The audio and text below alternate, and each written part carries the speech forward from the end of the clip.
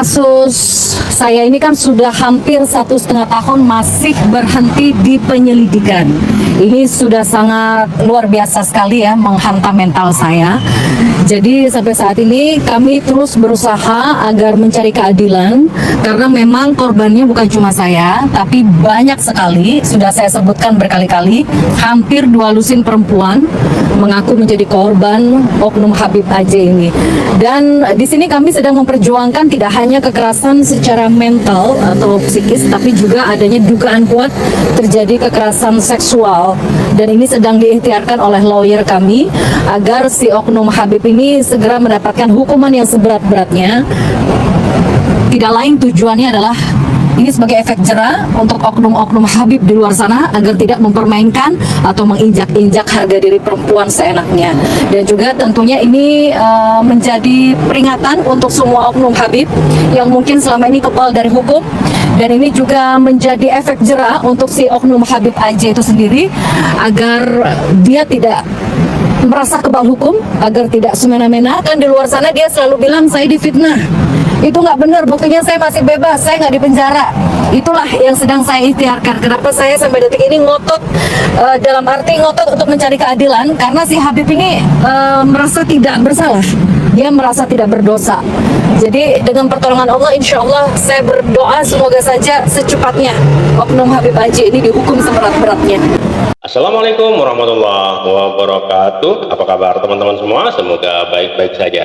Pada kesempatan kali ini saya mau berbagi cerita dari Sida Salim, yang mana Sida Salim ini mendatangi Komnas Perempuan bersama kuasa hukumnya. Yuk, seperti apa alur ceritanya? Langsung saja menuju ke videonya. Let's go. Tahun itu memang fokus kepada undang-undang KDRT, ya kan? Dan kami mendapatkan rekomendasi juga, dan kami juga merekomendasikan bahwa ada penambahan pasal tindak pidana kekerasan seksual, karena dalam visumnya sudah sangat jelas sekali itu ada pelanggaran di situ. Jadi kami mohon juga, harapan kami kepada kepolisian agar tindak pidana kekerasan seksual dimasukkan juga dan dilapisi untuk dalam kasus Sida Salim. Kasus saya ini kan sudah hampir 1,5 tahun masih berhenti di penyelidikan. Ini sudah sangat luar biasa sekali ya, menghantam mental saya. Jadi sampai saat ini kami terus berusaha agar mencari keadilan, karena memang korbannya bukan cuma saya, tapi banyak sekali. Sudah saya sebutkan berkali-kali, hampir 2 lusin perempuan mengaku menjadi korban oknum Habib AJ ini. Dan di sini kami sedang memperjuangkan tidak hanya kekerasan secara mental atau psikis, tapi juga adanya dugaan kuat terjadi kekerasan seksual. Dan ini sedang diikhtiarkan oleh lawyer kami agar si oknum Habib ini segera mendapatkan hukuman yang seberat-beratnya. Tidak lain tujuannya adalah ini sebagai efek jera untuk oknum-oknum Habib di luar sana agar tidak mempermainkan atau menginjak-injak harga diri perempuan seenaknya. Dan juga tentunya ini menjadi peringatan untuk semua oknum Habib yang mungkin selama ini kebal dari hukum.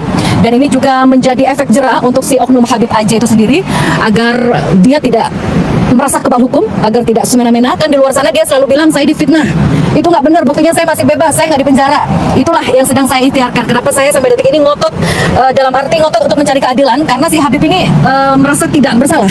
Dia merasa tidak berdosa. Jadi dengan pertolongan Allah, insya Allah saya berdoa semoga saja secepatnya oknum Habib AJ ini dihukum seberat-beratnya. Terlapor sendiri mengakui adanya pernikahan siri.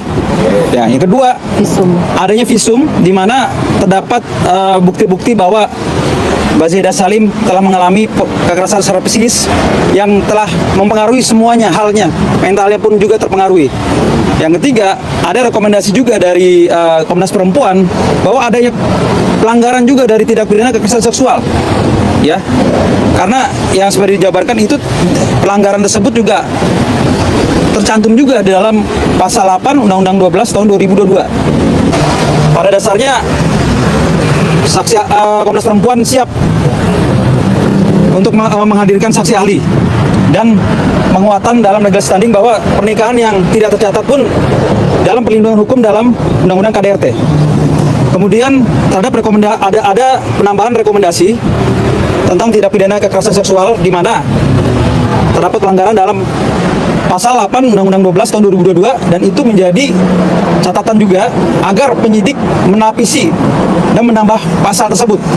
Kalau KDRT ini lebih konsen kepada psikis, sedangkan kalau tidak pidana kekerasan seksual ada aturan juga dan temuan-temuan juga yang direkomendasi dari Komnas Perempuan. Ancaman hukumannya kurang lebih 4 sampai 5 tahun di dalam pasal 8 Undang-Undang 12 tahun 2022, yaitu pemaksaan terhadap alat kontrasepsi yang dialami oleh Mbak Zeda Salim selaku istri dari Habib AJ. Ya, intinya saat ini saya tahu si oknum Habib AJ ini sedang melakukan berbagai cara untuk lari dari kesalahannya. Saya cuma ingin mengingatkan bahwa apapun yang kamu lakukan terserah, itu hakmu. Tapi mungkin kamu bisa lari dari hukum manusia, tapi kamu tidak akan bisa lari dari hukum Allah Subhanahu wa taala. Itu aja. Oh iya, saya lihat si oknum Habib AJ ini kan masih berceramah di mana-mana. Ini saya beri nasihat ya, beri masukan kepada publik. Nggak usahlah mengundang oknum Habib yang bejat seperti ini ya, kelakuannya benar-benar tidak mencerminkan seorang ulama. Apa nggak ada Habib lain? Jadi jangan sampai Anda kena tipu seperti saya. Udah cukup saya aja yang kena tipu gitu. Jangan sampai Anda semua ditipu sama si oknum Habib ini. Saya miris juga kenapa kok masih aja ada yang undang dia ceramah kemana-mana. Sebenarnya kasus dia dengan saya ini kan bukan kasus pribadi, tapi ini kasus umat, menyangkut banyak umat, terutama khususnya kaum perempuan. Jadi saya menyayangkan jika seandainya masih ada juga pihak-pihak lain yang mengundang si oknum Habib AJ ini. Saya sungguh menyayangkan itu karena dia sudah merugikan banyak umat, jadi tidak layak lah untuk diundang ceramah-ceramah untuk dijadikan tokoh panutan dan sebagainya. Udah itu aja ya, cukup. Jadi kan kami mengajukan Komnas Perempuan diundang di BAP, dan ini sudah dikabulkan oleh kepolisian, dan itu kami lagi menunggu hasilnya. Mungkin hasilnya ini awal bulan depan ya, awal bulan depan ini gitu ya. Setelah itu ya kami tinggal menunggu adanya gelar perkara, mudah-mudahan bisa naik penyidikan.